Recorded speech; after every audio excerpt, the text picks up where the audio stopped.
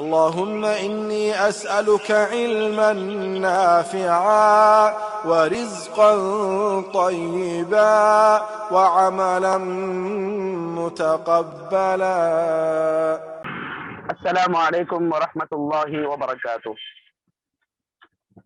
الحمد للہ رب العالمین الرحمن الرحیم مالک یوم الدین، اشہد ان لا الہ الا اللہ وحدہ لا شریک لہ واشہد ان محمدا عبدہ ورسولہ، اما بعد فاعوذ باللہ من الشیطان الرجیم، بسم اللہ الرحمن الرحیم، هل يستوي الذین یعلمون والذین لا یعلمون۔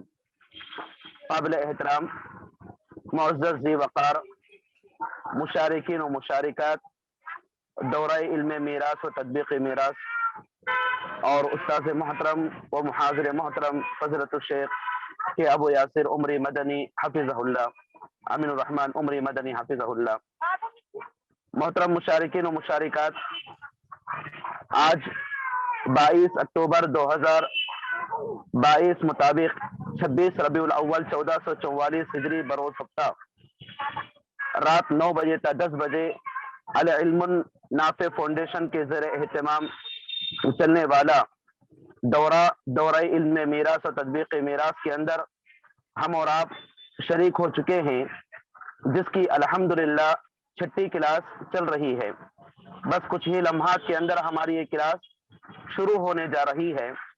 تو کلاس کے شروع ہونے سے پہلے میں آپ تمام لوگوں سے ادباً یہ التماس کروں گا کہ جیسا کہ حاضری کے لیے کچھ دقتیں پیش آ رہی ہیں منتظمین کے لیے، تو میں آپ تمام لوگوں سے درخواست کرتا ہوں کہ آپ اپنے زوم پروفائل پکچر پر جو نام رکھے ہیں اسی نام کو آپ رکھیں انشاءاللہ، وقتی طور پر جو نام آپ رجسٹریشن کے اندر داخل کر چکے ہیں، کیونکہ یہ ہماری حاضری کے 20 نمبرات مختص کر چکے ہیں، تو لہٰذا کہیں آپ حاضر ہو جائیں لیکن آپ کا نام غلط ہونے کی بنیاد پر آپ کے حاضری کے نمبرات کٹ ہو سکتے ہیں، تو لہٰذا ہمارے اس کام کے اندر آپ کا تعاون ہمارے لیے بے حد ضروری ہے۔ تو میں اسی اعلان کے ساتھ بلا کسی تاخیر آج کی کلاس کا آغاز کرنے کے لیے شیخ محترم کو دعوت دیتا ہوں کہ شیخ محترم فضیلت الشیخ ابو یاسر کے امین الرحمن عمری مدنی حفظہ اللہ آئیں، آپ اپنا دورہ انشاءاللہ شروع کیجیے۔ فلیتفضل مشکورا۔ إن الحمد لله نحمده ونستعينه ونستغفره ونعوذ بالله من شرور أنفسنا وسيئات أعمالنا، من يهده الله فلا مضل له ومن يضلل فلا هادي له، وأشهد أن لا إله إلا الله وحده لا شريك له، وأشهد أن محمدا عبده ورسوله۔ يا أيها الذين آمنوا اتقوا الله حق تقاته ولا تموتن إلا وأنتم مسلمون۔ يا أيها الناس اتقوا ربكم الذي خلقكم من نفس واحدة وخلق منها زوجها وبث منهما رجالا كثيرا ونساء، واتقوا الله الذي تساءلون به والأرحام إن الله كان عليكم رقيبا۔ يا أيها الذين آمنوا اتقوا الله وقولوا قولا سديدا يصلح لكم أعمالكم ويغفر لكم ذنوبكم، ومن يطع الله ورسوله فقد فاز فوزا عظيما۔ أما بعد فإن أصدق الحديث كتاب الله، وخير الهدي هدي محمد صلى الله عليه وسلم، وشر الأمور محدثاتها، وكل محدثة بدعة، وكل بدعة ضلالة، وكل ضلالة في النار۔ قال النبي صلى الله عليه وسلم: الحق الفرائض بأهلها فما بقي فهو لأولى رجل ذكر، أخرجه البخاري ومسلم عن ابن عباس رضی اللہ عنہما۔ محترم مشارکین، گزشتہ درس میں ہم نے بقیہ اصحاب فرائض یعنی سگی بہنوں کی حالات اور باپ شریک بہنوں کی حالات ہم نے پڑھے۔ پھر اس کے بعد عصبہ کی لغوی اور اصطلاحی تعریف، پھر عصبہ کی قسمیں، یہ باتیں ہم لوگوں نے پڑھی ہیں تو ایک مختصر مراجعہ کر لیں انشاءاللہ ہم. اور جہاں تک حفظ کا معاملہ ہے، یاد کرنے کا معاملہ ہے، آج بھی میں یہی تاکید کرتا ہوں کہ تمام مشارکین اصحاب فرائض اور عصبہ کی اس فہرست کو مکمل ازبر کر لے، یاد کر لیں. اصحاب فرائض جو کل 12 ہیں، جو مردوں میں 4 اور عورتوں میں 8 ہیں، ہر ایک کی حالتیں واضح طور پر سمجھ لیں، یاد کر لیں. پھر عصبہ کی قسمیں کل ہم نے جو پڑھا اس کو اچھی طرح سمجھ کر یاد کر لیں. یہی 2 چیزیں اگر یاد ہو جائیں تو میں سمجھتا ہوں کہ کوئی بھی مسئلہ آپ کے سامنے آئے تو آپ بآسانی حل کر سکتے ہیں، جبکہ تطبیق میراث اور حساب آپ جان چکے ہوں. ہاں البتہ ایک تیسری قسم ہے ذوی الارحام کی، جس میں ہر وہ وارث جو نہ اصحاب فرائض میں سے ہوں اور نہ عصبہ میں سے ہوں، البتہ وہ رشتہ دار ہوں، تو ان کو وراثت کا حصہ دیا جاتا ہے، جیسا کہ تفصیل انشاءاللہ آگے پڑھیں گے. جن میں نانا آتے ہیں اور ماموں، خالہ، پھوپھی، نواسے، نواسیاں میت کے، یہ لوگ آ جاتے ہیں. تو وہ نادر مسائل میں سے ہیں کہ عام طور پر اس قسم کا سوال جو ہے بہت کم ہی اور ریئر ہوتا ہے. لیکن اصحاب فرائض اور عصبہ یہی عام طور پر سوالات ہوتے ہیں. اسی کی جانکاری حاصل کرنے کے لیے اور ان مسائل کو حل کرنے کے لیے اصحاب فرائض کی ایک فہرست اور عصبہ کی ایک فہرست یاد رکھ لیں تو بہت آسانی ہوتی ہے انشاءاللہ. بعض لوگوں کو ایک شکایت ہے کہ ہمیں حفظ صحیح سے نہیں ہو رہا ہے، یاد نہیں ہو پا رہا ہے، حافظہ صحیح سے نہیں ہے. تو ان کے لیے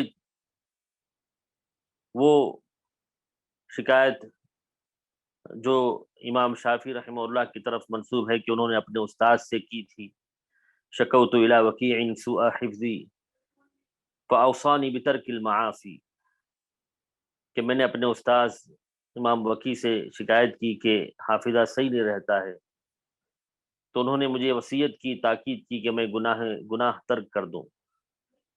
تو گناہوں کی وجہ سے بھی انسان کا حافظہ متاثر ہوتا ہے.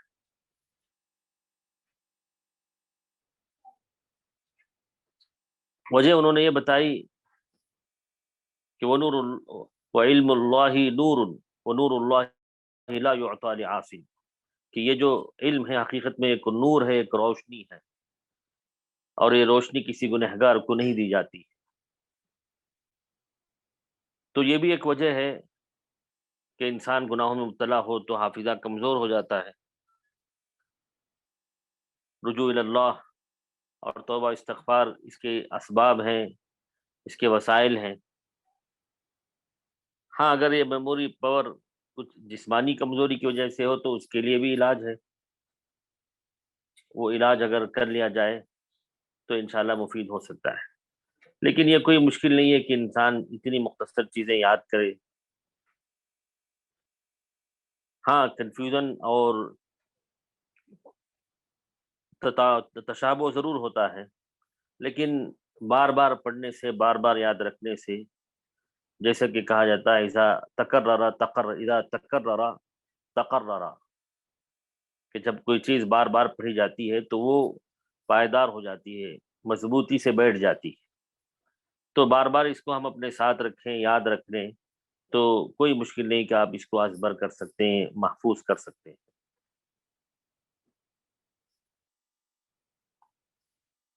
تو آپ ان حالات کو یاد رکھ لیں. تو گزشتہ کل ہم نے جو پڑھا وہ سگی بہنوں کی 5 حالتیں ہم نے پڑھا تھا. پہلی حالت یہ کہ اگر سگی بہن اکیلی ہو تو اس کو نصف ملتا ہے، 1/2 ملتا ہے، اور سگی بہنیں 2 یا 2 سے زیادہ ہوں تو انہیں 2/3 ملتا ہے، 2 ثلث ملتا ہے. ثلثان جو ہے تثنیہ کا صیغہ ہے، تو اس کا مطلب 2 ثلث. اور تیسری حالت یہ کہ سگی بہن کے ساتھ جب سگا بھائی بھی ہو تو وہ عصبہ بالغیر بن جاتی ہے، جس کی وجہ سے سگی بہن کو سنگل حصہ اور بھائیوں کو ڈبل حصہ ملتا ہے، آیت شریفہ للذکر مثل حظ الانثیین کے مطابق۔ اور چوتھی حالت یہ کہ اگر سگی بہنوں کے ساتھ میت کی بیٹی یا پوتی ہو تو وہ عصبہ مع الغیر بن جاتی ہیں، مطلب یہ کہ بیٹی یا پوتی کا جو حصہ ہے ان کو ان کا حصہ دینے کے بعد جو باقی بچے اس کے حقدار یہ سگی بہنیں ہوتی ہیں، یہی عصبہ مع الغیر کا مطلب ہے۔ اور پانچویں حالت یہ کہ سگی بہنیں محروم ہو جاتی ہیں اس وقت جب میت کا بیٹا موجود ہو، پوتا موجود ہو یا باپ دادا موجود ہو، باپ یا دادا ان میں سے کوئی موجود ہو تو سگی بہنیں محروم ہو جاتی ہیں۔ تو یہ حالتیں آپ اچھی طرح یاد کر لیں، یہ ایسے ہی ہیں جیسے پوتیوں کے حالات تھے، اسی طرح جو ہے یہ حالات ہیں، تو ذرا سے فرق کے ساتھ یہ یاد کر لیں۔ اس کے بعد باپ شریک بہنوں کی حالات ہم نے پڑھا جو کل 6 ہیں۔ پہلی حالت یہ کہ باپ شریک بہن اگر اکیلی ہو، ایک ہو، تو اس کو 1/2 یعنی نصف ملتا ہے، اگر وہ 2 یا 2 سے زائد ہوں تو 2 ثلث یعنی 2/3 ملتا ہے۔ یہ دونوں حالتیں اس وقت ہوں گی جب سگی بہنیں نہ ہوں۔ اور تیسری حالت جب سگی بہن ایک ہو تو باپ شریک بہن کو 1/6 یعنی سدس ملتا ہے۔ اور نمبر 4 جب باپ شریک بہن کے ساتھ باپ شریک بھائی بھی ہو، چاہے وہ ایک ہو یا کئی ہو، تو وہ عصبہ بالغیر بن جاتی ہے، جس کا حکم یہ ہے کہ باپ شریک بہن کو آدھا حصہ اور باپ شریک بھائیوں کو پورا حصہ یعنی ڈبل حصہ ملتا ہے، آیت شریفہ للذکر مثل حظ الانثیین کے مطابق۔ اور نمبر 5 جب سگی بہن جب باپ شریک بہن میت کی بیٹی یا پوتی کے ساتھ ہو تو ایسی صورت میں عصبہ مع الغیر بن جاتی ہیں باپ شریک بہنیں، مطلب یہ کہ بیٹیوں کا جو حصہ ہے کہ اگر وہ ایک ہو تو نصف، ایک سے زائد ہو تو ثلثان، اسی طرح پوتیوں کا جو حصہ ہے اگر وہ ایک ہو تو نصف، 2 یا 2 سے زائد ہو تو ثلثان بشرطے کہ بیٹیاں نہ ہوں، تو ان کو ان کا حصہ دینے کے بعد بقیہ حصے باپ شریک بہن لے لیتی ہیں، اسی کو عصبہ مع الغیر کہتے ہیں۔ اور نمبر 6 محروم ہونے کی حالت ہے، محروم ہونے کی حالت ہے، یہ اچھی طرح یاد رکھنا چاہیے کہ باپ شریک بہنیں کب محروم ہوتی ہیں، تو اس کی 3 حالتیں ہیں، 3 صورتوں میں وہ محروم ہو جاتی ہیں، اس کو اچھی طرح ذہن نشین کر لینا چاہیے۔ پہلی حالت یہ کہ جب میت کا بیٹا، پوتا یا باپ دادا ہو اور سگا بھائی ہو تو باپ شریک بہن محروم ہو جاتی ہے، کیونکہ بیٹا بھی قریبی ہے، پوتا بھی قریبی ہے، تو ان میں سے کوئی ایک ہو جائیں یا سارے بھی ہوں تو باپ شریک بہن محروم ہو جاتی ہے۔ دوسری صورت یہ کہ جب سگی بہن عصبہ مع الغیر بن جائے۔ سگی بہن عصبہ مع الغیر کب بنتی ہیں؟ جب سگی بہنوں کے ساتھ بیٹی یا پوتی ہو، تو جب وہ عصبہ مع الغیر بن جاتی ہیں تو باپ شریک بہنیں محروم ہو جاتی ہیں، یہ دوسری صورت ہوئی۔ تیسری صورت یہ کہ جب سگی بہنیں 2 یا 2 سے زیادہ ہوں تو باپ شریک بہنیں ساقط ہو جاتی ہیں یعنی محروم ہو جاتی ہیں، یعنی سگی بہنوں کی تعداد اگر 2 یا 2 سے زائد ہو تو چونکہ ثلثان وہیں بٹ جاتا ہے، ان کا حصہ 2 ثلث ہو جاتا ہے، تو ایسی صورت میں باپ شریک بہنیں محروم ہو جاتی ہیں، ساقط ہو جاتی ہیں۔ تو یہ حالتیں آپ کو اچھی طرح ذہن نشین کر لینی چاہیے۔ تو کل اصحاب فرائض جو مردوں میں 4 اور عورتوں میں 8 ہیں، ان کی پوری تفصیلات گزر چکی۔ اور ان حالتوں کے لیے جو دلائل ہیں وہ سورہ نساء کی آیتیں ہیں، آیت نمبر 11، 12 اور 176۔ اسی طرح صحیح بخاری کی روایت احادیث بھی ہیں، اور اس کے ساتھ ساتھ الاجماع لابن المنذر جو کتاب ہے ابن المنذر رحمہ اللہ کی، اس میں انہوں نے اجماع نقل کیا ہے کئی حالتوں میں۔ تو یہ آپ کو اچھی طرح ذہن نشین کر لینی چاہیے۔ اور میں نے اس کی ایک صورت بھی یہ بتلائی تھی کہ جو پی ڈی ایف ہم نے شیئر کیا تھا اس کی ایک پرنٹ آؤٹ نکال لیں، اور پرنٹ آؤٹ نکال کر اپنے پاس محفوظ رکھ لیں، بار بار پڑھتے رہیں، بار بار یاد کرتے رہیں۔ اور اگر پرنٹ آؤٹ نہ بھی نکال پائیں تو سافٹ کاپی تو ہے، تو موبائل میں یا اپنے ٹیب میں یا اپنے لیپ ٹاپ میں دیکھ کر اس کو یاد کرتے رہیں۔ یہی حالتیں اصحاب فرائض کی ہیں۔ اس کے بعد ہم نے عصبات کی بحث شروع کی، عصبہ کی، اور ہم نے یہ بھی واضح کیا تھا کہ عصبہ کا اصل مفہوم یہی ہے کہ اصحاب فرائض کو دیے جانے کے بعد جو حصہ بچ جائے اس کے حقدار عصبہ ہوتے ہیں، یہی اس کی مختصر تعریف ہے۔ تو البتہ لغوی اور اصطلاحی تعریف جو ہے ہمیں بتایا گیا تھا کہ عصبہ یعصبو فعل ماضی سے فعل مضارع ثلاثی، اور عصبہ یعصب باب تفعیل سے ہے، جس کے معنی احاطہ کرنے، مضبوط کرنے، باندھنے، یہ سب آتے ہیں۔ اور اس میں فاعل جو اس میں ہوتا ہے ثلاثی سے ہو تو عاصب ہوتا ہے، اور اگر باب تفعیل سے ہو تو معصب ہوتا ہے۔ اور عصبہ یہ مفرد اور جمع، مذکر اور مؤنث سب کے لیے بولا جاتا ہے، جیسا کہ کل بتایا گیا تھا۔ اور اصطلاحی تعریف عصبہ کی، اصحاب الفروض کو یعنی اصحاب فرائض کو ان کے متعین حصے دینے کے بعد باقی بچے مال کو کتاب و سنت میں جن وارثین کو دینے کے لیے کہا گیا ہے، خواہ وہ اصحاب فرائض کے علاوہ دیگر رشتہ دار ہوں یا اصحاب فرائض ہی ہوں، انہیں عصبہ کہتے ہیں۔ اب اس کی مثال میں نے یہ بھی دی کہ اگر کسی عورت کا انتقال ہو جائے، شوہر اور باپ ہے، تو شوہر کو اس کی بیوی کی اولاد نہ ہونے کی وجہ سے نصف ملتا ہے، 1/2 ملتا ہے، اور باپ جو ہے وہ عصبہ بنتا ہے، وہ اصحاب فرائض میں سے بھی ہے لیکن باقی حصے کا حقدار باپ بنتا ہے۔ یہ اس کی مثال ہے واضح طور پر، الحق الفرائض باہلها، کہ سب سے پہلے اصحاب فرائض کو دے دو، فما بقی فهو لاولی رجل ذکر، اور جو باقی رہ جائے وہ قریبی مرد کو دیا جائے۔ تو باپ قریبی مرد ہے تو عصبہ بنتا ہے، تو باقی آدھا حصہ باپ کو چلا جاتا ہے۔ اسی طرح اگر کسی شخص کا انتقال ہو جائے، بیوی اور بیٹا ہے صرف، تو بیوی کو 1/8 ملتا ہے، سمن ملتا ہے، کیونکہ بیٹا موجود ہے بننے والے کا، اور بیٹا جو ہے عصبہ بنتا ہے۔ تو مطلب یہ ہوا کہ 8واں حصہ بیوی کو دیں گے، اور بقیہ جو 7 حصے ہوتے ہیں وہ بیٹے کو چلے جائیں گے۔ اگر ہم پرسنٹیج میں دیکھیں تو 12.5% بیوی کو چلا جاتا ہے، اور بقیہ 87.5% بیٹے کو چلا جاتا ہے عصبہ ہونے کی وجہ سے۔ تو یہ اس کی واضح مثالیں ہیں جو ہم نے پڑھا ہے۔ تو تعریف کے بعد ہم نے عصبہ کی قسمیں پڑھی تھی۔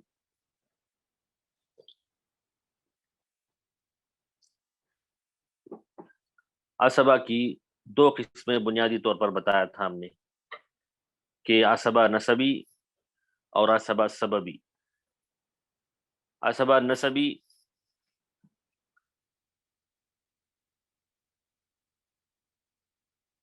وہ جو خونی رشتے کی وجہ سے عصبہ بنتے ہیں، عصبہ سببی ہیں، یہ عصبہ نسبی ہیں، یعنی نسب اور رشتہ داری کی بنیاد پر جو رشتے بنتے ہیں ان کو عصبہ نسبی کہتے ہیں۔ اور عصبہ سببی بھی ہے کہ آزاد کیا ہوا غلام یا لونڈی وفات پا جائے اور اس کا کوئی نسبی وارث نہ ہو، تو اب بالآخر آزاد کرنے والا مالک اس کا وارث ہوتا ہے، جیسا کہ اللہ کے رسول کی حدیث ہے، انما الولاء لمن اعتق۔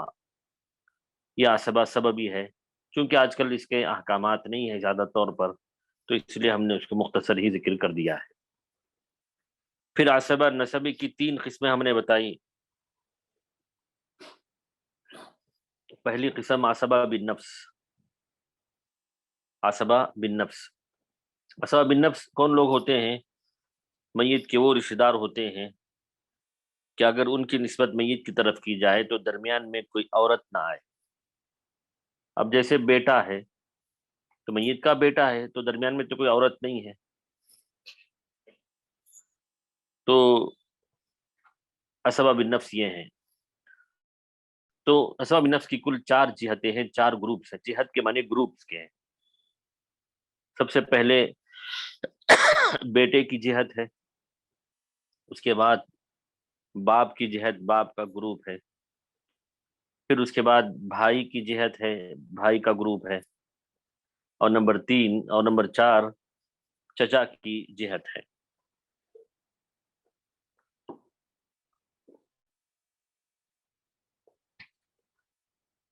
ہر جہت کی وضاحت آگے ہے کہ بیٹے کی جہت میں بیٹا اور پوتا پڑ پوتا آتے ہیں۔ بیٹے کی جہت میں بیٹا اور پہلا بیٹا ہے، اس کے بعد وہ اگر نہ ہو تو پوتا، وہ اگر نہ ہو تو پڑ پوتا، تو 2 افراد آتے ہیں۔ پھر باپ کی جہت ہے، باپ کے گروپ میں باپ، پھر دادا پڑ دادا آتے ہیں، یعنی باپ کا پہلا مقام ہے، اس کے بعد اگر وہ نہ ہو تو دادا پڑ دادا۔ پھر بھائی کی جو جہت ہے یا بھائی کا جو گروپ ہے اس میں 4 افراد ہیں۔ ایک سگے بھائی ہوتے ہیں جن کے ماں باپ ایک ہی ہوں، پھر باپ شریک بھائی ہوتے ہیں کہ باپ ایک ماں مختلف ہوتی ہیں، پھر ان کی اولاد، سگے بھائی کا جو بیٹا ہوتا ہے اس کو سگا بھتیجا کہتے ہیں، پھر باپ شریک بھتیجا یعنی باپ شریک بھائی کا جو بیٹا ہے اس کو باپ شریک بھتیجا کہتے ہیں۔ یہ ترتیب بھی آپ کو یاد رکھنی ہے اور ان افراد کو بھی یاد رکھنا ہے۔ پھر اس کے بعد چچا کی جہت ہے۔ چچا کی جہت میں بھی 4 افراد آتے ہیں۔ سب سے پہلے چچا ہوتے ہیں، بھائی کے سگے بھائی کو چچا بولتے ہیں۔ پھر باپ شریک چچا، والد کے باپ شریک بھائی کو باپ شریک چچا بولتے ہیں۔ پھر باپ کے سگے بھائی کے بیٹوں کو چچازاد بھائی کہتے ہیں، اور باپ شریک بھائیوں کی اولاد کو باپ شریک چچازاد بھائی کہتے ہیں۔ تو یہ ترتیب بھی ملحوظ رکھنی ہے، کیونکہ اگر یہ سارے افراد جمع ہو جائیں تو کس کو ترکہ دیں گے، وہ بھی ہم نے پڑھا۔ سب سے پہلے جہت دیکھی جائے گی کہ باپ کی جہت پہلی ہے، جیسے اگر بیٹے بھی جمع ہو جائیں، باپ بھی ہوں، بھائی بھی ہوں، چچا بھی ہوں، تو جہت کو مقدم کریں گے، یعنی بیٹے کی جہت کو۔ پھر اگر بیٹا پوتا پڑ پوتا وہ دونوں جمع ہو جائیں تو درجہ دیکھیں گے اس وقت، یعنی بیٹے کا درجہ اونچا ہے پوتے اور پڑ پوتے کے مقابلے میں، سگا بھائی کا درجہ اونچا ہے باپ شریک بھائی کے مقابلے میں۔ پھر اگر سگے بھائی، باپ شریک بھائی، سگا بھتیجا یہ لوگ بھی جمع ہو جائیں تو قوت دیکھی جاتی ہے کہ سگا بھائی زیادہ قوی ہوتا ہے باپ شریک بھائی کے مقابلے میں۔ تو یہ درجہ بندی ہے کہ اگر سارے لوگ جمع ہو جائیں تو کس کو مقدم ہم کرتے ہیں۔ پھر اس کے بعد ہم نے عصبہ بالنفس کے احکام بھی پڑھے تھے۔ عصبہ بالنفس کے احکام بھی آپ کو سامنے میں رکھ دوں کہ اگر ان میں سے کوئی تنہا آ جائے تو پورے ترکے کا مستحق وہ ہوتا ہے، یعنی باپ، بیٹا، بھائی، دادا، کوئی بھی ان 12 افراد میں سے اکیلا ہو کوئی تو پورے ترکے کا مستحق ہوتا ہے۔ جیسے اگر کسی شخص کا صرف ایک بھائی ہے تو پورے ترکے کا وہ مستحق ہوتا ہے، صرف چچا ہے تو پورے ترکے کے مستحق وہ ہوتے ہیں، یا صرف سگے بھائی ہی 3-4 بھائی ہیں تو یہی بھائی جو ہے سب وارث ہوتے ہیں ایک ساتھ۔ تو جیسے اگر کسی کا ایک ہی بیٹا ہے یا کئی بیٹے ہیں تو یہی وارث ہو جاتے ہیں۔ اسی طرح عصبہ بالنفس عموماً مرد ہی ہوتے ہیں، ہاں البتہ شوہر اور ماں شریک بھائی کے یہ جو ہے کبھی عصبہ نہیں بنتے، شوہر کبھی عصبہ نہیں بنتا جیسے ہم نے حالات میں پڑھے، اور ماں شریک بھائی بھی کبھی عصبہ نہیں بنتے ہیں۔ پھر اس کے بعد عصبہ بالغیر ہم نے پڑھا. عصبہ بالغیر یہ ہم نے جو حالات یاد کیے تھے اس میں یہ چیزیں موجود ہیں کہ ہر وہ عورت جو اصحاب فرائض میں سے ہو اور اپنے بھائی کی وجہ سے وہ عصبہ بنے، جیسے بیٹا ساتھ میں بھائی، بیٹا بھی ہو، بیٹی کے ساتھ بیٹا ہو، پوتی کے ساتھ پوتا ہو، یا پڑ پوتے کے ساتھ پڑ پوتا ہو، یا پوتی پڑ پوتا ہو، سگے بھائی کے ساتھ سگی بہن ہو، باپ شریک بہن کے ساتھ باپ شریک بھائی ہو، تو اپنے اپنے بھائیوں کے ساتھ مل کر وہ عصبہ بالغیر بن جاتی ہیں. ایسی صورت میں نرینہ لوگوں کو سنگل حصہ ملتا ہے، اور جو نرینہ یعنی جو میل ہوتے ہیں ان کو ڈبل حصہ ملتا ہے، اور جو فیمیل ہوتے ہیں ان کو سنگل حصہ ملتا ہے. یہی عصبہ بالغیر کا مطلب ہے. پھر اس کے بعد ہم نے پڑھا عصبہ مال غیر کے ساتھ میں ہونے کی وجہ سے عصبہ وہ دو ہیں. جیسے سگی بہن جب بیٹی یا پوتی کے ساتھ ہو تو سگی بہن کو عصبہ مال غیر بنا جاتا ہے. مطلب یہ ہے کہ بیٹی یا پوتی کو ان کا حصہ دینے کے بعد جو بچتا ہے وہ سگی بہن لیتی ہے. اسی طرح باپ شریک بہن جب بیٹی یا پوتی کے ساتھ ہو تو بیٹی یا پوتی کا جو حصہ ہے، اگر وہ ایک ہو تو نصف، ایک سے زائد ہو تو ثلثان، ان کا حصہ دینے کے بعد جو بچتا ہے اس کے حقدار باپ شریک بہن ہوتی ہے.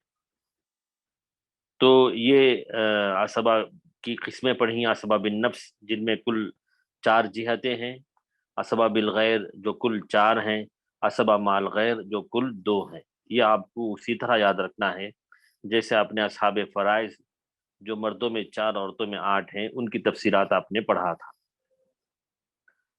پھر اس کے بعد عصبہ کے عمومی احکام ہم نے پڑھے تھے. عصبہ کے عمومی احکام اسکرین پر بھی آپ دیکھ سکتے ہیں. پہلا حکم ہم نے پڑھا کہ ان میں سے کوئی تنہا ہو تو پورے ترکے کا وہ مستحق ہوگا، جیسے ہم نے بتایا یہ عصبہ بالنفس کے ساتھ خاص حکم ہے. اسی طرح عصبہ اصحاب فرائض یعنی حصے داروں سے بچا ہوا ترکہ لیتے ہیں، یعنی اصحاب فرائض کو دینے کے بعد جو بچتا ہے وہ عصبہ لیتے ہیں. نمبر 3، ترکے میں سے کچھ نہ بچنے کی صورت میں وہ محروم ہو جاتے ہیں، یعنی کچھ نہیں بچا تو یہ لوگ محروم ہو جاتے ہیں. جیسے ایک مثال میں آپ کو دوں کہ اگر کسی شخص کا انتقال ہو جائے، کسی عورت کا، شوہر ہے، بہن ہے اور چچا ہے. شوہر، بہن اور چچا ہے، سگی بہن اور چچا. تو شوہر کو اس میں کیا ملتا ہے؟ نصف 1/2 ملتا ہے. بہن کو چونکہ وہ اکیلی ہے تو 1/2 ملتا ہے. تو ان کو آدھا اور ان کو آدھا، تو مکمل ہو گیا، حصے مکمل ہو گئے. اب چچا جو ہے گرچہ کہ وہ عصبہ ہے لیکن کچھ بچا ہی نہیں نا، تو نہ بچنے کی صورت میں وہ محروم ہو جاتے. یہ اس کا مطلب ہے. سوائے میت کے بیٹے اور اس کے باپ کے وہ کبھی محروم نہیں ہوتے. ہاں البتہ عصبہ بالنفس میں بیٹے یا پوتے، اگر بیٹے نہ ہوں تو پوتے، یہ کبھی محروم نہیں ہوتے، بلکہ ان کی وجہ سے کئی لوگ محروم ہو جاتے ہیں. اسی طرح باپ بھی کبھی محروم نہیں ہو سکتا ہے، وہ ان کی وجہ سے کئی دوسرے لوگ محروم ہو جاتے ہیں. تو یہ جو ہے علم میراث کے کچھ احکام ہیں خصوصاً عصبہ کے تعلق سے جو ہم کو یاد رکھنی ضروری ہے. اب اس کے بعد آج کا درس جو میں شروع کرنے جا رہا ہوں وہ حجب کے تعلق سے ہے. آپ کو اہمیت کا اندازہ ہو چکا ہوگا کہ کل کی طرح میں نے آج بھی بقیہ اصحاب فرائض اور عصبہ کی پوری تفصیل میں نے بیان کی ہے. پوری تفصیل میں نے بیان کی ہے تاکہ اچھی طرح ذہن نشین ہو جائے اور اچھی طرح سب کو یاد ہو جائے. اب اس کے بعد حجب کی تعریف اور حجب کی بحث، اس کا لغوی اور اصطلاحی معنی، یہ بھی کوئی نئی چیز نہیں ہے، جو ہم نے آپ پڑھا ہے اسی کی تفصیل ہے یہ. تو اس کی لغوی اور اصطلاحی تعریف اور اس کی قسمیں پڑھنے سے آپ کو ساری چیزیں سمجھ میں آ سکتی ہے. لغوی تعریف دیکھیے کہ حجب کے لغوی معنی روکنے اور پردہ کرنے کے ہیں. حجب اسی سے حجاب بھی ہے جو کسی عورت کو حسن سے روکتا ہے. حاجب بھی بولتے ہیں پہرے دار کو جو ہر کسی کو اندر آنے سے روکتا ہے. تو یہ حجب کے معنی ہے لغوی. اور اصطلاح میں حجب کی جو تعریف ہے علم میراث میں کہ کسی وارث کے سبب دوسرے وارث جزوی یا کلی طور پر محروم ہو جانا، کسی وارث کا دوسرے وارث کو کلی یا جزوی طور پر محروم کر دینا، یہ اس کی تعریف ہے کہ ایک وارث آیا، جیسے ہم نے پڑھا کہ بیٹا موجود ہو تو پوتیاں محروم ہو جاتی ہیں، مکمل محروم ہو جاتی ہیں، یہ ہے کلی طور پر۔ اسی طرح اگر بیوی کی اولاد ہو تو شوہر کو نصف نہیں ملتا، ربع ملتا ہے، حصہ کم ہو جاتا ہے، جزوی طور پر محروم کر دیتے ہیں، یہ اس کا مطلب ہے۔ اور اس کی اہمیت بتاتے ہوئے علماء نے یہ بتایا ہے کہ حجب جاننا ہر صاحب فرض کو ضروری ہے، جو علم میراث یا فرائض کے مسائل حل کرتا ہو، کیونکہ جو شخص وارث نہیں ہو سکتا اس کو ہم نے محروم کر دیا، یا جو شخص محروم ہے اس کو ہم نے وارث بنا دیا، تو مکمل غلطی ہے یہ۔ تو حجب کی بحث بھی پڑھنا اور جان لینا ضروری ہے۔ پھر اس کے بعد حجب کی قسمیں ہم نے پڑھا، حجب کی قسمیں ہم جاننے کی کوشش کریں۔ اس کی دو قسمیں ہیں، ایک ہے حجب نقصان، حجب نقصان کہ جب کسی وارث کا دوسرے وارث کو جزوی سے محروم کر دینا۔ مطلب یہ ہے کہ شوہر کا حصہ 1/2 ہے، نصف ہے، لیکن اگر مرنے والی عورت کی اولاد ہو تو شوہر کا حصہ نصف سے ربع ہو جاتا ہے۔ دیکھیے مورث ہے، عورت یعنی عورت ہے، اس کا شوہر اس کو نصف ملتا ہے، لیکن وہیں اگر اولاد ہو میں ربع 1/4 ہو جاتا ہے، یہی حجب نقصان کا مطلب ہے۔ اسی طرح ماں کا بھی حصہ دیکھیے آپ، ماں کا حصہ 1/3 ہے، لیکن اگر مرنے والے کی اولاد ہو تو ماں کا حصہ ثلث سے سدس ہو جاتا ہے، 1/3 نہیں رہتا، 1/6 ہو جاتا ہے۔ تو یہ وارث کی وجہ سے دوسرے وارث کا حصہ کم ہو جائے تو اس کو ہم کہتے ہیں حجب نقصان۔ پھر دوسری قسم ہے حجب حرمان۔ حجب حرمان کا مطلب کہ کسی وارث کا دوسرے وارث کو کلی طور پر محروم کر دینا، کہ ایک وارث ہو اور اس کی وجہ سے دوسرا وارث مکمل طور پر محروم ہو جائے۔ ہم نے یہ بھی پڑھا کہ جیسے باپ اگر ہو تو دادا مکمل محروم ہو جاتا ہے، باپ کی وجہ سے دادا مکمل محروم ہو جاتے ہیں۔ تو اسی طرح ہم نے بھی پڑھا کہ پوتیاں ہوں تو بیٹے کی وجہ سے پوتیاں سب محروم ہو جاتی ہیں، ساری پوتیاں محروم ہو جاتی ہیں۔ تو یہ اس کی واضح مثالیں ہیں کہ ایک وارث کی وجہ سے دوسرا وارث مکمل طور پر محروم ہو جائے، اس کو کہتے ہیں حجب حرمان۔ کہ اولاد ہو تو پوتا مکمل محروم ہو جاتا ہے یا پوتیاں مکمل محروم ہو جاتی ہیں، کیونکہ میت سے قریبی اولاد ہوتی ہیں، پوتے پوتیوں کا حصہ تو بعد میں آتا ہے۔ تو اس کے بعد ہم ذکر کریں گے کہ 6 قسم کے وارثین جو ہے کبھی محروم نہیں ہوتے، 6 قسم کے وارثین کبھی محروم نہیں ہوتے ہیں۔ نمبر 1 اور نمبر 2، بیٹا اور بیٹی۔ بیٹا کبھی محروم نہیں ہوتا، اسباب النصب میں سب سے پہلی جہت انہی کی ہے۔ بیٹی، ان کی 3 حالتیں ہم نے پڑھا کہ ایک ہو تو نصف، ایک سے زائد ہو تو ثلثان، بیٹا ہو تو اسباب الغیر، محروم ہونے کی حالت ہی نہیں ہے۔ پھر باپ کی بھی 3 حالتیں ہم نے پڑھا کہ میت کا بیٹا پوتا ہو تو سدس، بیٹی پوتی ہو تو سدس و عصبہ، اگر اولاد ہی نہ ہو تو مکمل عصبہ بنتا ہے۔ اسی طرح ماں کی حالتیں ہم نے پڑھی، 3 حالتیں، میت کی اولاد ہو یا بھائی بہنیں 2 یا 2 سے زائد ہوں تو ماں کو 1/6 ملتا ہے، اگر میت کی اولاد نہ ہو یا بھائی بہن ایک ہی ہوں تو ماں کو 1/3 ملتا ہے، اور ثلث سے باقی 2 صورت میں ملتا ہے جب ماں کے ساتھ شوہر، باپ یا بیوی اور باپ ہو۔ پھر اس کے بعد شوہر کی 2 حالتیں ہم نے پڑھی، مرنے والی بیوی کی اولاد ہو تو ربع ملتا ہے، اولاد نہ ہو تو نصف ملتا ہے۔ اور بیوی کی 2 حالتیں ہم نے پڑھی کہ اگر مرنے والے شوہر کی اولاد ہو تو 1/8 ملتا ہے، اگر اولاد نہ ہو تو 1/4 ملتا ہے۔ تو یہ یہ 6 قسم کے وارثین ہیں جو کبھی محروم نہیں ہوتے. یہ ذہن نشین کر لینی چاہیے، کیونکہ اکثر لوگ یہ بھول جاتے ہیں کہ ماں باپ بھی وارث ہوتے ہیں، ان کا حصہ بھی اللہ نے رکھا ہے. سمجھتے ہیں کہ صرف اولاد کا حصہ ہے، بیوی کا حصہ ہے. تو اس لیے اگر آپ سے پوچھے کہ کسی شخص کے شوہر کا انتقال ہو گیا ہے، بیٹی ہے، 2 بیٹے 2 بیٹیاں ہیں اور بیوی ہے، تو آپ کو دوبارہ ان سے سوال کرنا ہے کہ کیا مرنے والے کی اولاد والدین میں سے کوئی باحیات ہیں، کیونکہ وہ بھی حصہ ہے ان کا بھی. اگر وہ ہاں کہیں تو ان کا حصہ بھی آپ بتا دیں. تو یہ 6 قسم کے وارثین کبھی محروم نہیں ہوتے ہیں، کسی نہ کسی طور پر ان کا حصہ ملتا ہے. ہاں البتہ سارے ہو جائیں تو حصہ کم ہو جاتا ہے، اس میں کوئی شک نہیں ہے.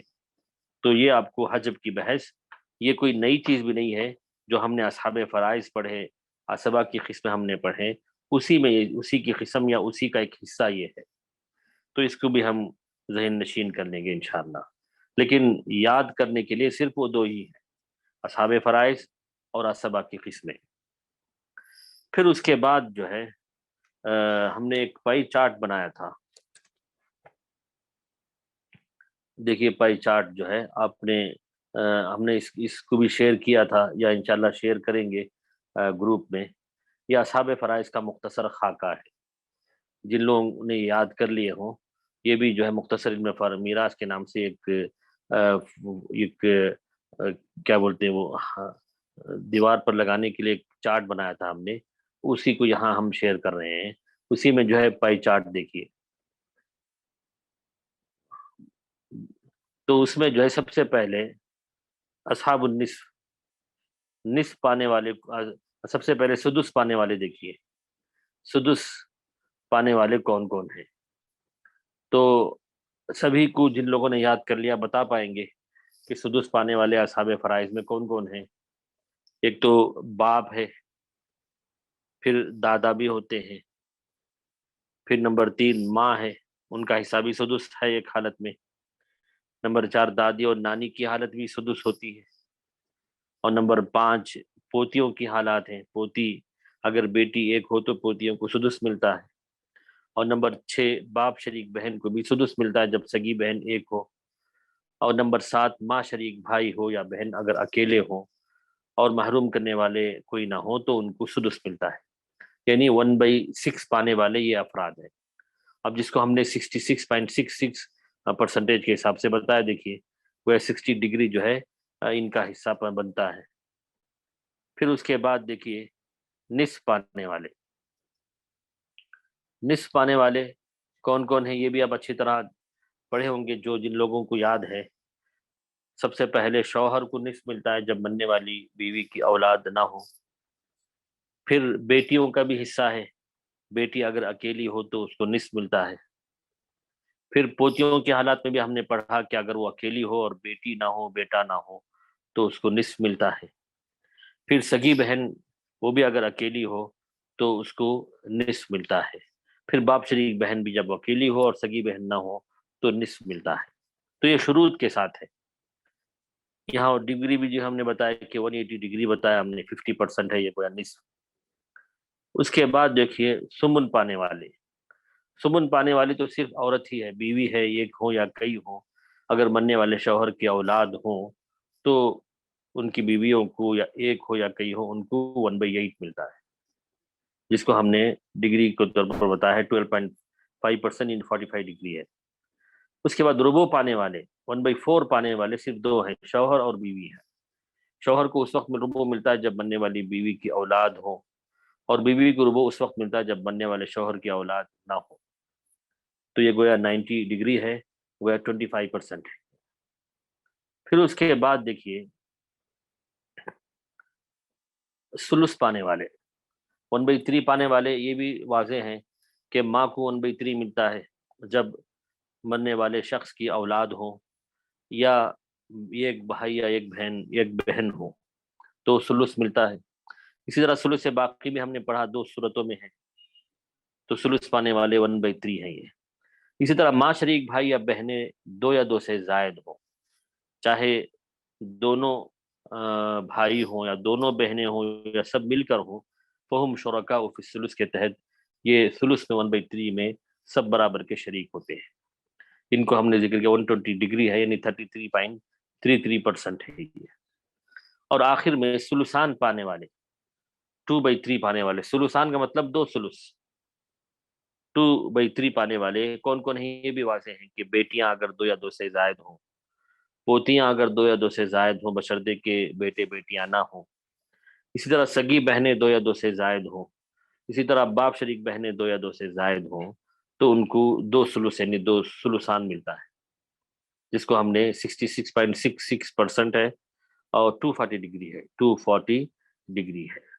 تو یہ جو ہے یاد کرنے کے لیے اور مزید پختگی لانے کے لیے ہم نے یہ پائی چارٹ بنایا ہے، جو کسی عربی چارٹ میں تھا تو ہم نے اس کو جو ہے اردو میں ٹرانسلیٹ کر کے یہ بنایا ہے۔ تو امید کہ ساری چیزیں جو ہے واضح ہو چکی ہوں گی۔ یہاں تک میں اپنا آج کا درس میں ختم کرتا ہوں، اور ساتھ یہ بھی تاکید کرتا ہوں کہ اصحاب فرائض جو کل 12 ہیں، پھر عصبہ جو جن کی 3 قسمیں، عصبہ بالنفس، عصبہ بالغیر اور عصبہ مع الغیر، یہ سورہ فاتحہ جیسے آپ کو یاد ہونی چاہیے۔ تو انہی باتوں پر اپنی بات ختم کرتا ہوں۔ وآخر دعوانا الحمدللہ رب العالمین صلی اللہ علیہ نبینا محمد۔ اب انشاءاللہ سوالات پیش کیے جائیں گے۔ شیخ عبدالسلام معنا؟ نعم الحمد للہ، معكم يا شيخ المكرم، بارك الله فيكم، نفع الله بكم علومنا وقدر اللہ اچھا الحمد للہ۔ آج کی ہماری دورہ علم میراث کی 6ٹھی کلاس اختتام پذیر ہونا چاہتی ہے، جس کے اندر الحمدللہ گزشتہ اسباق کا اعادہ کرتے ہوئے آج الحمدللہ ہم نے حجب کے مسائل کو بہترین انداز میں سنا اور چارٹ کے ذریعے ان چیزوں کو سمجھا۔ اللہ تعالیٰ سے دعا کریں کہ اللہ تعالیٰ استاذ محترم کے علم و عمل میں برکت نصیب عطا فرمائے، اور اللہ تبارک و تعالیٰ تادم حیات دین کی خدمات شیخ محترم سے لیتا رہے۔ تو اب میں بلا کسی تاخیر شیخ محترم سے گزارش کرتا ہوں کہ انشاءاللہ سوالات آپ اپنی طرف سے شروع کیجئے، انشاءاللہ سامعین ہمارے جوابات دینے کے تیار ہیں۔ نام شیخ۔ الحمدللہ والصلاة والسلام علی رسول اللہ۔ یہ جدول انشاءاللہ گروپ میں ارسال کیا جائے گا، واٹس ایپ گروپ میں ارسال کیا جائے گا انشاءاللہ۔ نعم انشاءاللہ۔ نعم جزاکم اللہ خیر یا اخی۔ بارک اللہ فیک۔ اب انمیوٹ کر دیں آپ۔ نعم شیخ۔ نعم سوالات شیئر کیجئے۔ اب یہاں دیکھیے ہم نے ایک سوال دیا ہے یہاں پر، پہلے سوال کا جواب کیسے ہم کو حل کرنا ہے وہ میں آپ کو بتا دیتا ہوں۔ یہاں دیکھیے پہلے آپ کے پاس پین اور ایک کاپی ہونی چاہیے۔ فرسٹ آف آل جو ہے آپ کے پاس ایک پین اور کاپی ہو، کچھ پیپر ہو، جس میں آپ سب سے پہلے لکھ لیں کہ بیوی ہے، اس کے بعد 2 بھائی ہیں، اور پھر 2 بہنیں ہیں، اور پھر ایک بیٹی ہے۔ اب اس کو ہم حل کیسے کریں؟ سب سے پہلے بیوی کی حالات ہم کو ذہن میں آ جانی چاہیے۔ بیوی کی 2 حالتیں ہیں کہ مرنے والے شوہر کی اگر اولاد ہو تو 1/8 ملتا ہے، اگر اولاد نہ ہو تو 1/4 ملتا ہے۔ تو اب یہاں دیکھیے بیٹی ہے مرنے والے کی، تو ایسی صورت میں بیوی کو 1/8 ملتا ہے، یعنی سمن ملتا ہے۔ اور اس کے بعد دیکھیے 2 بھائی ہیں، 2 بہنیں ہیں۔ 2 بہنیں ہم نے پڑھا کہ اگر ان کے ساتھ بھائی بھی آ جائیں تو عصبہ بالغیر بن جاتے ہیں، تو ان دونوں کو ملا کے ہم عصبہ بالغیر بنا دیں۔ پھر اس کے بعد بیٹی ہے، تو بیٹی اگر اکیلی ہے تو اس کو ہم نے بتایا کہ 1/2 ملتا ہے، نصف ملتا ہے۔ تو یہ اس کے حل کرنے کا طریقہ ہے۔ جیسے ہی بیٹی کا لفظ آیا یا وارث آپ کو معلوم ہوا تو آپ کے ذہن میں آ جانی چاہیے کہ اگر وہ اکیلی ہو تو نصف ملتا ہے۔ یہی یاد کرنے کی شکل ہے کہ کوئی آپ کو یاد ہے، تو یہ خود میں نے حل کر کے بتایا ہے۔ اور جو لوگ چارٹ کر رہے ہیں ان سے گزارش ہے کہ ایک ہی ساتھ ان کا جواب رہے، یعنی پوچھتے ہی سب لوگ جو ہے بیوی کو 1/8 ملتا ہے لکھ دیتے ہیں۔ کسی نے لکھا ہے کہ 1/4 ملتا ہے، 1/4 کیسے مل سکتا ہے؟ کیونکہ یہاں مرنے والے کی بیٹی موجود ہے، 1/8 ملتا ہے، صحیح ہے، اور بیٹی کو 1/2، اور 2 بھائی اور 2 بہن اسباب بالغیر. ماشاءاللہ بہت بہترین جواب جو ہے یہ ساتھ آپ کو دینی چاہیے. مبارکبادی کے مستحق ہیں جنہوں نے صحیح جواب لکھا ہے. جی ہاں، کئی لوگوں نے ماشاءاللہ.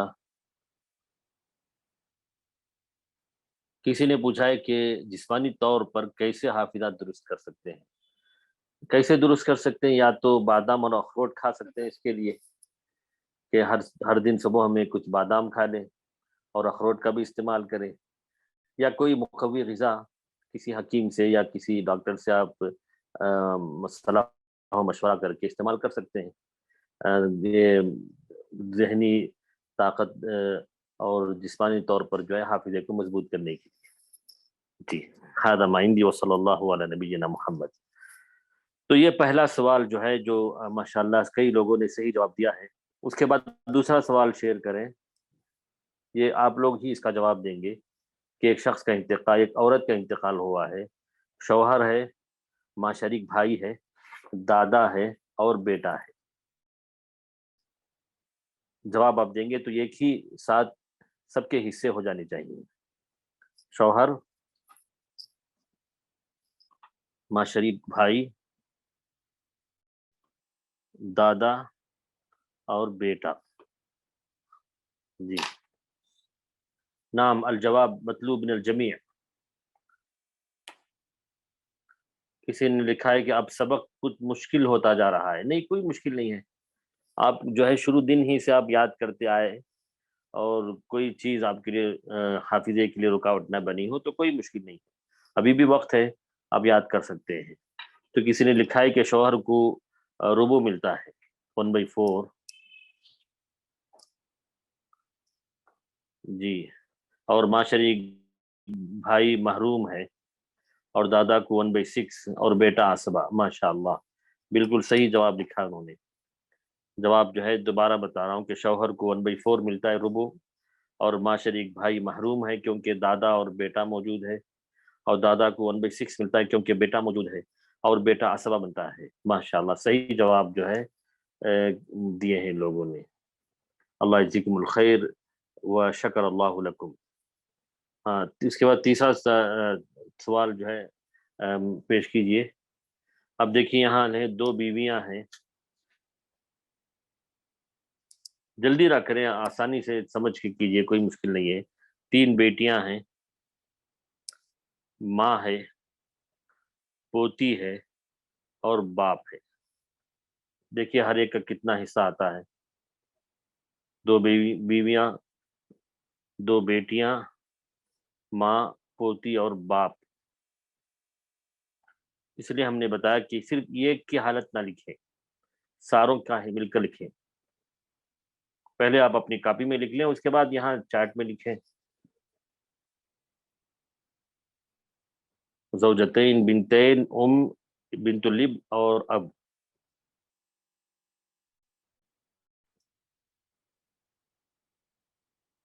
الجواب مطلوب من الجمیع. تمام سے جواب کا انتظار ہے.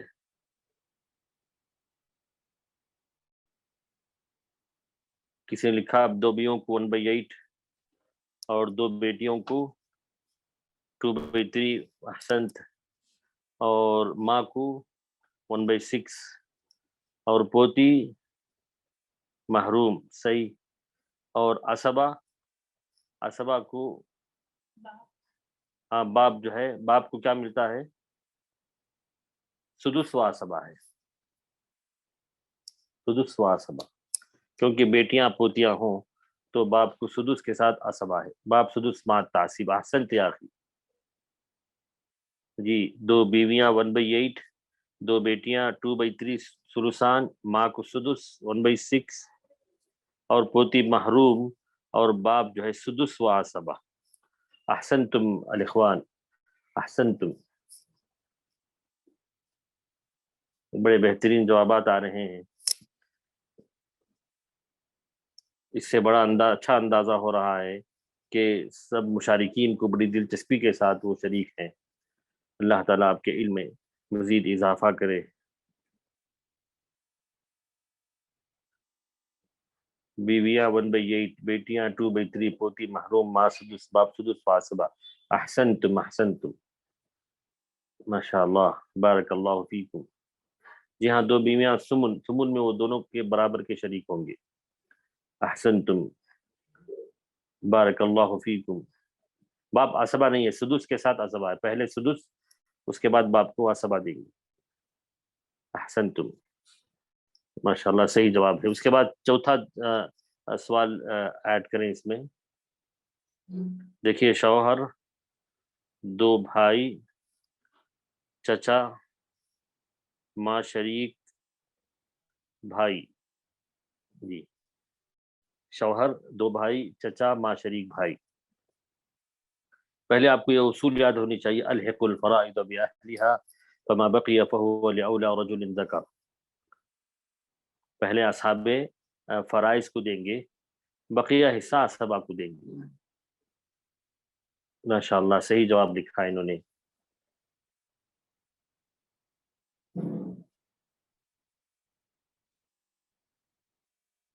الجواب مطلوب من الجمیع۔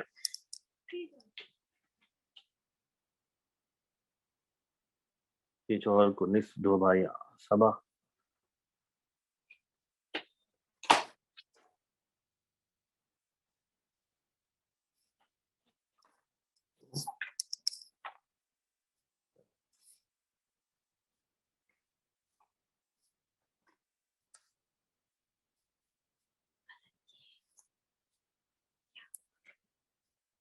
ماں شریک بھائی ایک ہی ہے۔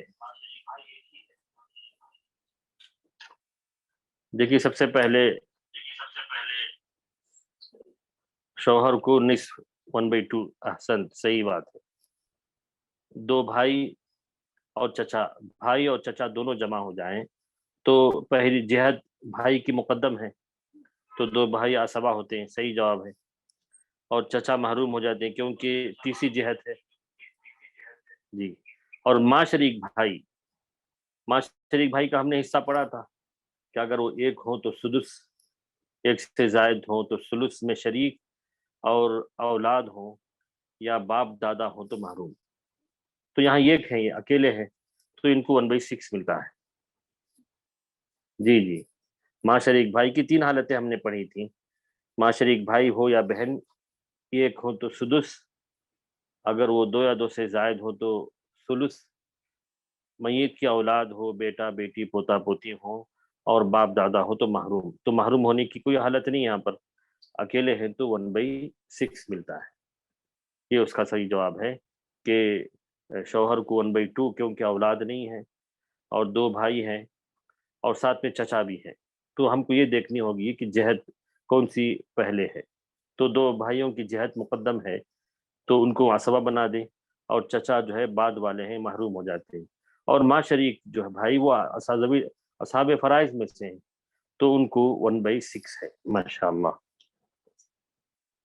بہت بہترین جواب جو ہے کئی لوگوں نے دیے ہیں، شکر اللہ لکم۔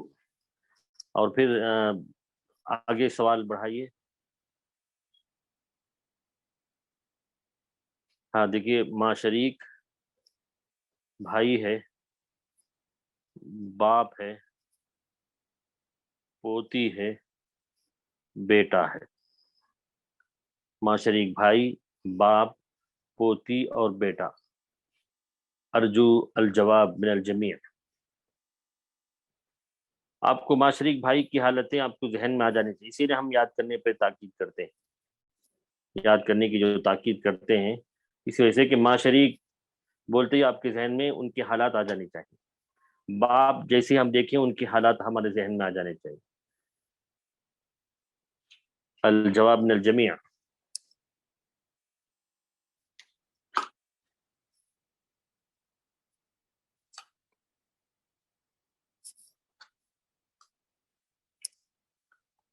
جی، یہاں جواب آیا ہے ماں شریک بھائی محروم۔ جی محروم صحیح ہے، کیونکہ باپ موجود ہے۔ پھر اس کے بعد لکھا باپ کو سدس، ہاں باپ کو 1/6 ملتا ہے، سدس۔ اور پوتی محروم لکھا ہے، جی ہاں محروم ہے کیونکہ بیٹا موجود ہے، اور بیٹا عصبہ۔ بیٹا عصبہ. جی صحیح جواب جو ہے ماشاءاللہ انہوں نے دیا ہے، اور کئی لوگوں نے یہ جواب دیا ہے. ماں شریک، بھائی محروم، پوتی محروم، بے باپ 1/6 اور بیٹا عصبہ. بالکل صحیح جواب ہے ماشاءاللہ. بڑی خوشی ہوئی کہ کئی لوگ جوابات کے لیے کوشش کر رہے ہیں. اللہ تعالیٰ سارے لوگوں کی کوششوں کو قبول کرے. ماشاءاللہ بارک اللہ. ہاں ایک اور سوال بھی ہے آپ کے پاس، جی ایڈ کیجئے. ہاں دیکھیے سوال، ماں باپ دادا اور بیٹا. دیکھیے ماں باپ دادا بیٹا، آسان ہے انشاءاللہ.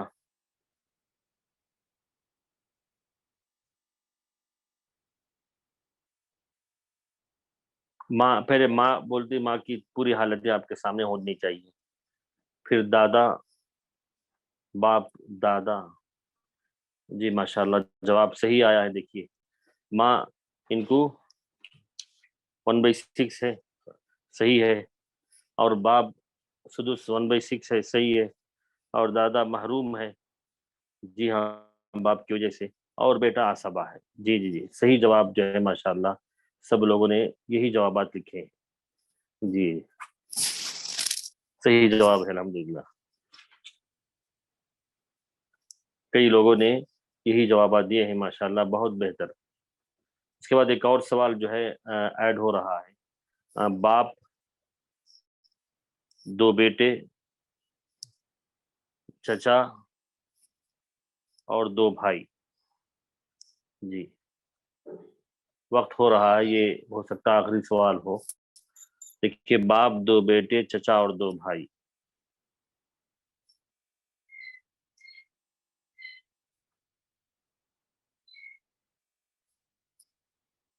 الجواب مطلوب من الجمیع. 1/6 عصبہ باقی محروم. نعم جی ہاں باپ 1/6 ہاں صحیح ہے. 2 بیٹے عصبہ بنتے ہیں، صحیح ہے. چچا محروم ہے اور 2 بھائی بھی محروم ہیں، کیونکہ جہتیں ان کی دوسری ہیں. باپ کی جہت اور بیٹے کی جہت مقدم ہے. ماشاءاللہ صحیح جواب ہے. شکر اللہ لکم وبارک اللہ فیکم. صحیح جوابات جو ہے کئی لوگوں نے یہی جوابات دیے ہیں، باپ کو 1/6 اور بیٹا عصبہ اور چچا محروم. ماشاءاللہ صحیح جوابات، کئی لوگوں کے جوابات صحیح آئے ہیں. شکر اللہ لکم.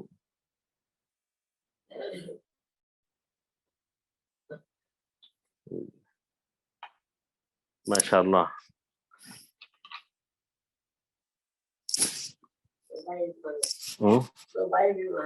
محروم. تو وقت بھی ہو رہا ہے، تو انہی سوالات پر اپنی بات میں ختم کرتا ہوں، اور شیخ عبدالسلام سے گزارش ہے کہ اختتام درس کا اعلان کریں، اور جہاں تک سوالات کی بات ہے وہ انشاءاللہ گروپ میں، واٹس ایپ گروپ میں انشاءاللہ شیئر کر دیں گے.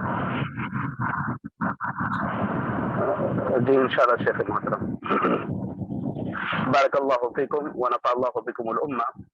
الحمدللہ العلم النافع فاؤنڈیشن کے زیر اہتمام چلنے والا یہ دورہ علم میراث، جس کی 6ٹی نشست کے اندر میں اور آپ شریک تھے، الحمدللہ بہت سارے مضامین کو، سوالات کو پڑھتے ہوئے حل کر لیا، اور تجرباتی چیزوں کو الحمدللہ شیخ محترم سے حاضر جواب بھی حاصل کر لیا. اب بلا کسی تاخیر کے میں آپ تمام لوگوں سے حدیث شکر کہتے ہوئے اللہ تعالیٰ سے شکر ادا کرتا ہوں کہ ہم تمام لوگوں کو حصول علم کے خاطر اس نشست میں جمع ہونے کا موقع دیا. انشاءاللہ آپ لوگوں کے جو بھی اشکالات ہیں، گروپ کا لنک اوپن تو تحریری یا آڈیو کی شکل میں سوالات کر سکتے ہیں. شیخ محترم انشاءاللہ مکمل طور پر جوابات دیں گے انشاءاللہ. اور دوسری اہم گزارش تمام مشاہدات سے یہ ہے کے دن جو سوال نامہ اس خلاف کا جاری کیا جائے گا، تو اس صورت میں آپ اپنے پاس جن کاپیوں کے اندر نوٹ تیار کیے ہیں اسی سے کیا ہے انشاءاللہ جوابات حل کر کے فوراً جلد از جلد پہنچانے کی کوشش کریں. کیونکہ ہو سکتا ہے کہ یوٹیوب کے اندر ویڈیو اپلوڈ کرنے سے کافی تاخیر ہو سکتی ہے، اس کے اندر آپ کی پیچھے نہ پڑیں، بلکہ فوراً کیا ہے جو تحریر کی ہے نوٹ کی ہے انشاءاللہ اس کے آپ رجوع کر کے انشاءاللہ فوراً استفادہ حاصل کریں اور جوابات انشاءاللہ جلد جلد دینے کی کوشش کریں انشاءاللہ۔ اب ہم اس مجلس کے اختتام میں دعا کے ساتھ لا الہ الا انت استغفرک و اتوب الیک۔ السلام علیکم ورحمۃ اللہ وبرکاتہ۔